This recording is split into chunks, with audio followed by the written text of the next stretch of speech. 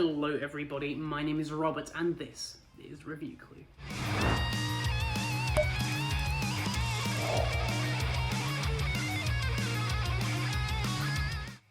Now, in the modern day of smart TVs, just how useful is an Amazon Fire TV stick? That's what I'm going to answer in today's video. Let's go.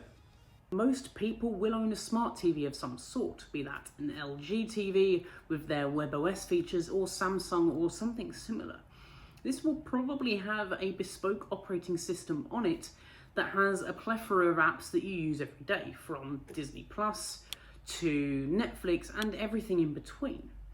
So then this begs the question in my head, why do we have dedicated streaming sticks that can run you anything from sort of £10 to maybe even £100?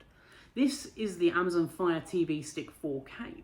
This thing was on offer. It was £50 and down to £30 for a couple of weeks. So I picked one up because I was interested. Can this replace my smart TV features? Is it a worthwhile substitute for my smart TV features? So let's go ahead and take a look through the UI and have a look at the main differences between this and my smart TV. Before we do that though, if this is the first time that you're seeing my face on your screen, then one, lucky you.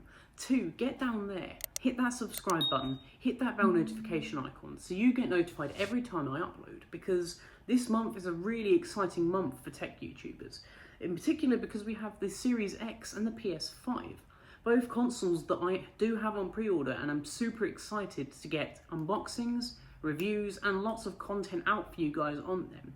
So get subscribed so you don't miss that. Okay, so here we are on the home screen of the Fire TV Stick. I'm going to keep looking up there because that's where my TV is. And the first thing that you're going to notice is, of course, we do have adverts. There is a lot of Amazon adverts here. That is, of course, because this is an Amazon product and it's a way that they subsidize making these things so cheap. But I don't see it as a bad thing. We can see my recents tab and what I've been watching recently. I've been watching a pretty awful horror film called Countdown on Amazon Prime. Bit of a laugh. But we can also see just some of the apps that we have available here. I'm just going to go through quickly and say whether I can have these apps on my TV or not. I'm going to say YouTube we can, Netflix we can, Peloton we actually can't, surprisingly. And that's one of the key advantages here. Disney, all four. BBC, Spotify, Apple TV, BritBox I can't, UFC, Twitch, My5, ITV Hub. There's a lot here. And I mean, there's a lot of apps, and that's just scratching the surface of the apps that I use on a daily basis or on a weekly basis. But let's go back to Peloton, because there's quite an important thing here to note. The smart TV sticks, like the Amazon stick here, has one advantage over other apps, and that is they are feature-rich apps. I can watch Peloton and do a Peloton workout on my TV, but it involves me taking my phone out and casting my phone to the TV. This means that I don't get all of the information that is on that phone. So I won't see my workout left along the top, I won't see my heart rate. What I can do with this app is connect my heart rate monitor directly to the TV stick and see it there live. Feature-rich apps are super important, especially for workouts, especially for things like Peloton. So this is a key advantage in my book, that we can have these apps and we are able to use them. So let's have a look a little bit further down. Actually, do you know what?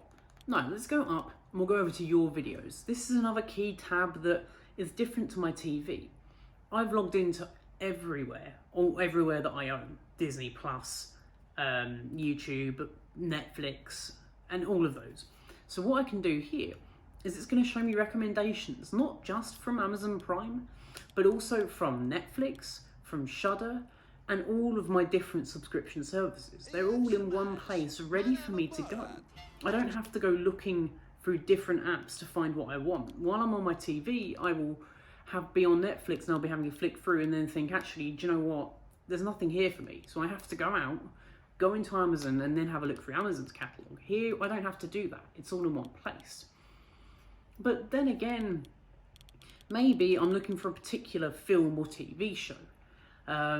Let's go with Man of Steel. I haven't seen that film yet, and I'm quite interested in it. what I can do is I can look at my remote and we can see a little button up there, which is the microphone button. I can click that and go Man of Steel. And using the power of Alexa, we find straight away the Man of Steel. There's a couple of different ones here.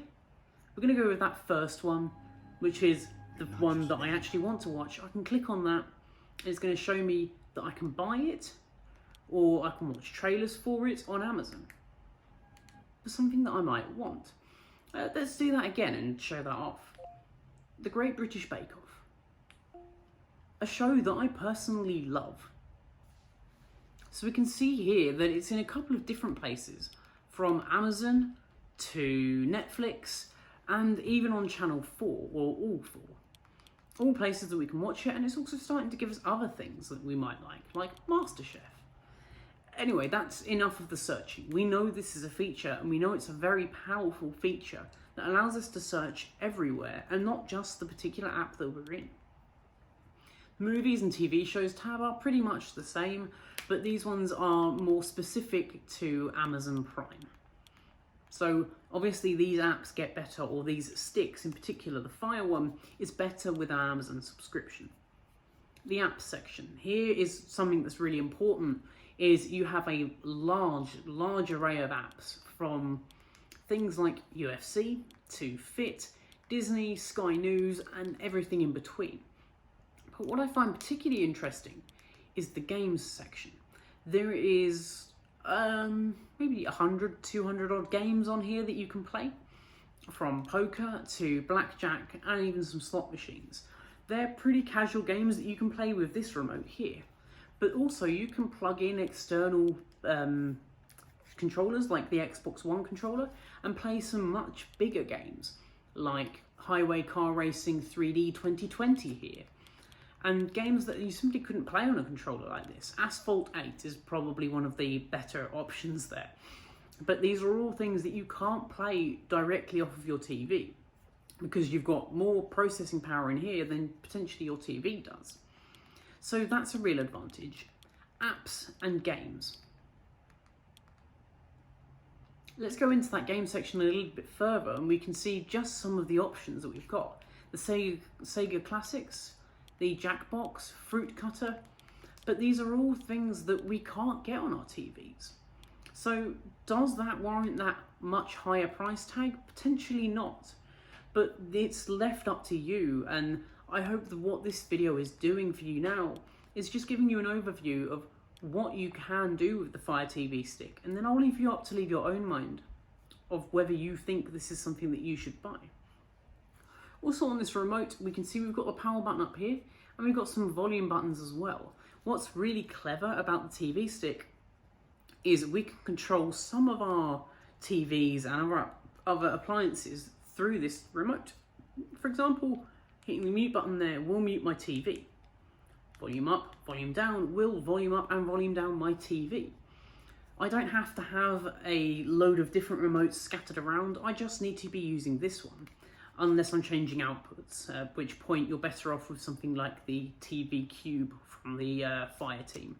But that's a video for another time. So there you have it, guys.